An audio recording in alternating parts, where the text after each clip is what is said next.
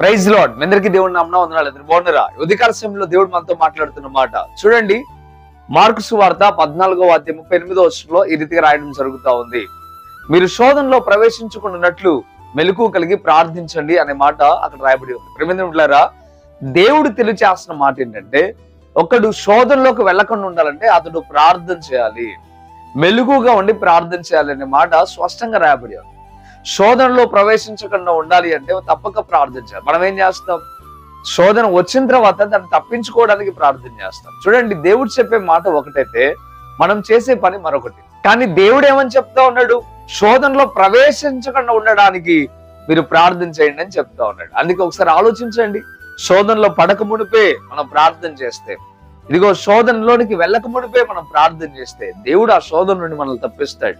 శోధనలో పడిపోయిన తర్వాత ప్రార్థన చేస్తే దేవుడు సహాయం చేయొచ్చు, చేయకపోవచ్చు. అది నీ విశ్వాసం మీద డిపెండ్ అయి ఉంటుంది. ప్రేమించులారా, ఒకసారి మీరు ఆలోచించండి, అర్థం చేసుకోండి. ఉదయకాల సమయంలో దేవుడు తేటగా మీతో చెప్తా ఉన్నాడు, శోధనలో ప్రవేశించుకున్నట్లు మీరు ప్రార్థన చేయండి అని చెప్పడం ప్రారంభిస్తా ఉన్నాడు.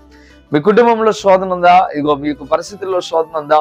మీ యొక్క శరీరంలో, మీ ఆత్మలో ఒక శోధన ఉందా? అయితే ఒకసారి ఆలోచించండి. శోధనలో ప్రవేశించకుండా ప్రార్థన చేయమని చెప్పాడు. శోధనలో పడిపోయిన తర్వాత నీవు ఇకరైన దేవుని సహాయాన్ని కోరి, ప్రభువా నన్ను విడిపించు నాయనా అని ఒక మాట దేవునితో మాట్లాడు. ఇదిగో మరొకసారి ఎప్పుడైనా కానీ శోధనలో ప్రవేశించక మునిపే తప్పక ప్రార్థన చేయాలని దేవుడు చెప్తున్న మాట మీరు జ్ఞప్తికి తెచ్చుకోవాలని ప్రభు పేరిట మిమ్మల్ని అందరినీ కోరుతూ ఉన్నాను. మంచిది, మీకు ఒక ప్రార్థన చేస్తాను.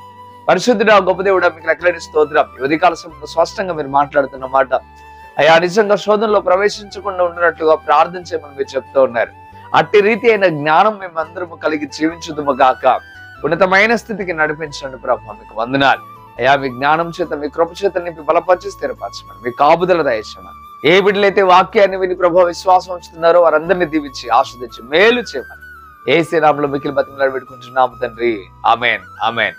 ప్రియమైనలారా, ఈ మాటల చేత మీరు బలపరచబడినట్లయితే తప్పక వీడియో లైక్ చేయండి, అనేకులకు షేర్ చేయండి. మీరు షేర్ చేయడం ద్వారా సువార్త ప్రకటించిన వారు అవుతారు, అనేకులను బలపరిచిన వారు అవుతారు. ప్రభు మిమ్మలను, మీ కుటుంబాలను దీవించి ఆస్వాదించును గాక.